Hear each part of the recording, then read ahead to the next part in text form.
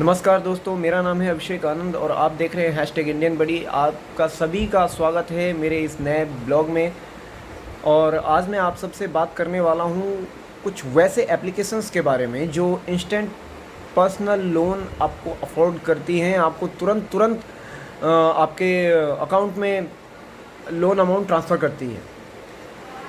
तो उस बात को शुरू करने से पहले मैं आप सबसे एक रिक्वेस्ट करना चाहूँगा। मैं यूट्यूब पे नया हूँ तो आप सबसे रिक्वेस्ट है, प्लीज़ अगर आपको ये वीडियो अच्छा लगे, अगर आपको कहीं भी हेल्पफुल लगे तो आप इस वीडियो को लाइक करें, ज़्यादा से ज़्यादा शेयर करें और मेरे हैशटैग इंडियन बडी चैनल को सब्सक्राइब करना ना भूलें। तो आप सबसे एक करबद्ध प्रार्थना है, तो प्लीज़ आप इसको सब्सक्राइब करें, बेल आइकन को दबाना ना भूलें, उससे आपको हमारे अपडेट्स के बारे में तुरंत नोटिफिकेशन मिल जाएगी। तो मैं ये कहने वाला था कि ये जो लोन दिलाने वाले ये कुछ एप्लीकेशंस हैं जो गूगल प्ले स्टोर्स पे भी हैं और कुछ प्ले स्टोर से बाहर भी हैं। वो एप्लीकेशंस आपको लोन दिलाती हैं और आदमी लोन कब लेता है, जब उसको सडनली या फिर कोई बहुत ज़रूरी काम आ जाता है। तो देखिए, लोन लेना एक्चुअली गलत बात तो है नहीं। आदमी लोन लेता है, लोन बहुत सारे लोगों ने लिया है और टाइम पे पेमेंट भी किया है ताकि उससे आगे उनका सिविल स्कोर बना रहे और आगे फिर कभी लोन मिल जाए।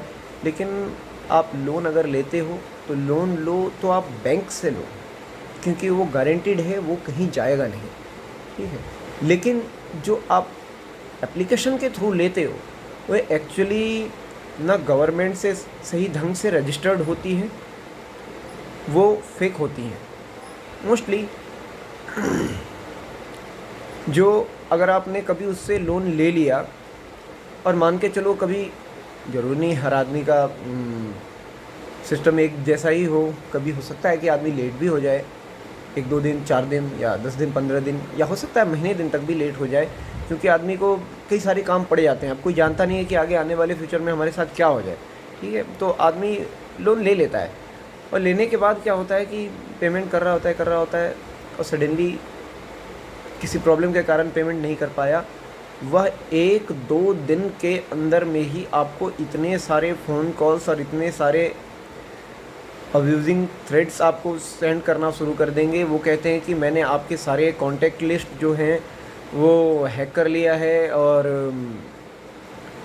आपके जितने भी कॉन्टैक्ट लिस्ट में आपके जितने भी नंबर्स होंगे उन सब पे आपको कॉल करेंगे और कॉल करके ये कहना शुरू करते हैं कि आपके रेफरेंस में आपका ही नाम दिया गया था, आप पेमेंट जो है वो आपको करना है, आपका नाम दिया है इन्होंने रेफरेंस में कि लोन लेने से पहले कि अगर मैं पेमेंट नहीं कर पाता हूँ तो ये आपको पेमेंट करेंगे।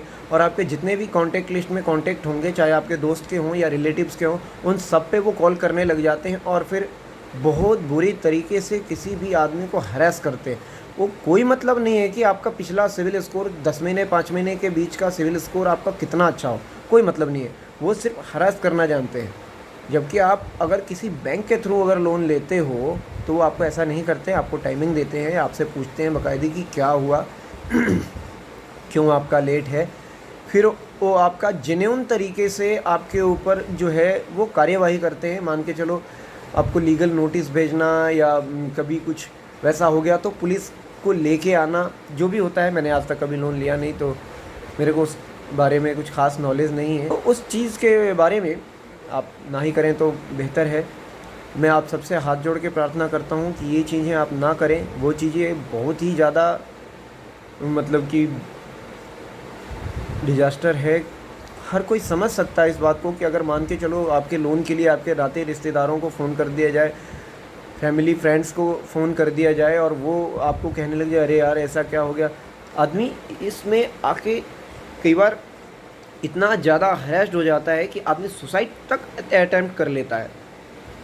मैंने कई सारी ऐसे केसेस सुने हैं, यूट्यूब पे देखे हैं और न्यूज़ में भी बराबर आती रहती हैं कि आदमी फलां पे नहीं कर पाया और टेंशलाइज होके और सुसाइड अटैम्प्ट कर लिया। तो मैं आप सभी भाइयों एवं बहनों से मेरी रिक्वेस्ट है, बहुत ही मतलब स्ट्रॉन्ग फीलिंग है मेरी कि आप प्लीज़ किसी एप्लीकेशन के थ्रू आप मतलब लोन ना लें। आपको लेना है तो बैंक में अप्लाई करें, वहाँ से आप लीगल तरीके तरीके से लोन लें, वो एक्चुअली उन एप्लीकेशंस को फंडिंग कहाँ से आती है, तो मुझे किसी ने बताया था कि उनकी फंडिंग आउट ऑफ इंडिया से होती है। वो आउट ऑफ इंडिया हो सकता है चाइना हो या कोई अन्य कोई और अलग कंट्री हो सकती है, अब कौन है वो तो नहीं पता, पर आउट ऑफ कंट्री होती है। वो लोग होते हैं जो अपने ब्लैक मनी को यहाँ के मार्केट के थ्रू वाइट मनी में कन्वर्ट करना चाहते हैं। अब वो कन्वर्ट करने के लिए यहाँ के किसी भी एक वैसे आदमी को पकड़ते हैं जो उनका काम आसान कर सके, और वो लीगली लगभग लीगल तो नहीं है, उनको लगभग आसानी से मिल जाता है। तो उनके थ्रू वो मार्केट में पैसे उतारते हैं। उनको पता होता है कि अगर मैं इतने करोड़ रुपए अगर देता हूँ तो उसमें से इतने % मेरे को आएंगे, क्योंकि इतना % डूब जाने वाला है, यहाँ के लोग गरीब हैं तो वो दे नहीं पाए।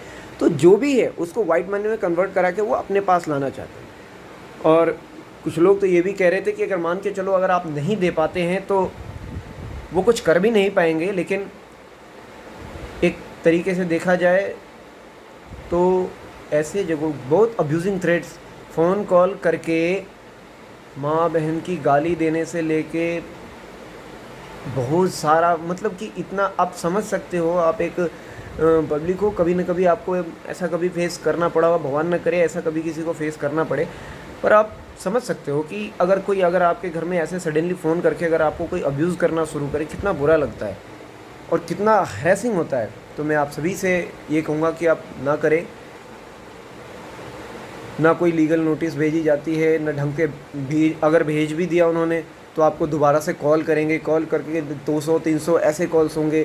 कई बार होता है कि आदमी को भेज भी देते हैं, अब कोई नहीं जानता कि अगला आदमी जो भेजा है वो कैसा है, कोई नहीं जानता, क्या गलत कदम उठा ले, क्या कर दे। कुछ लोगों ने मुझे बताया था कि उन लोगों को मिलता है टारगेट की इतना है, आप इनके साथ चाहे जो करो जैसे करो, इनसे पैसे का वापस लो किसी भी तरीके से।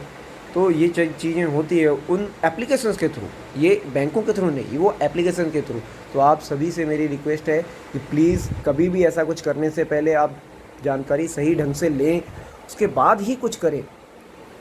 क्योंकि देखो, आदमी जब ठोकर लगता है तो आदमी सुधरता ही है, लेकिन क्या फ़ायदा आदमी को ठोकर लगे और सुधरने का अगला मौका ही ना मिले, क्योंकि ऐसे बहुत सारे केसेस हो चुके हैं, कुछ लोगों ने सुसाइड तक अटैम्प्ट कर लिया है। तो क्या फ़ायदा ऐसा करने से। तो इसीलिए मैंने ये सोचा कि आप लोगों को इस बारे में जानकारी दूं, ताकि आप लोग उन चीज़ों से दूर रहें और सुरक्षित रहें। आपको लेना है कोई बात नहीं, आप बैंक में जाओ, बैंक में लो, कोई दिक्कत नहीं है। आप वहाँ आपको थोड़े डॉक्यूमेंटेशन ज़्यादा ज़रूरत पड़ेगी, परेशानी ज़्यादा होगी, लेकिन कम से कम इन चीज़ों से तो बच जाओगे। मैंने यूट्यूब पे भी कॉल रिकॉर्ड्स भी कई सारे सुने जो निहायती तरीके से बहुत ही बदसलूकी, बहुत ही गंदा तरीका होता है उनका। भगवान न करे यार किसी को ऐसा फेस करना पड़े। तो आप सभी से रिक्वेस्ट है, प्लीज़ किसी थर्ड पार्टी एप्लीकेशंस या किसी एप्लीकेशन के through please please please loan ना लें। आप बैंक में अप्लाई करें या आप जो आपकी सेविंग है उससे आप अपना काम चलाएं प्लीज़, लेकिन प्लीज़ ऐसे एप्लीकेशन से थोड़ा दूर रहें।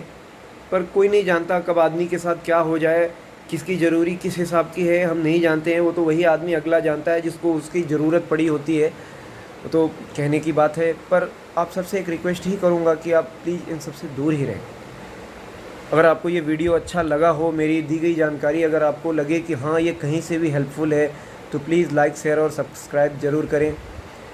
आप सभी को मेरे तरफ से बहुत बहुत धन्यवाद इस वीडियो को देखने के लिए। नमस्कार, शुक्रिया, खुदा हाफ़िज़।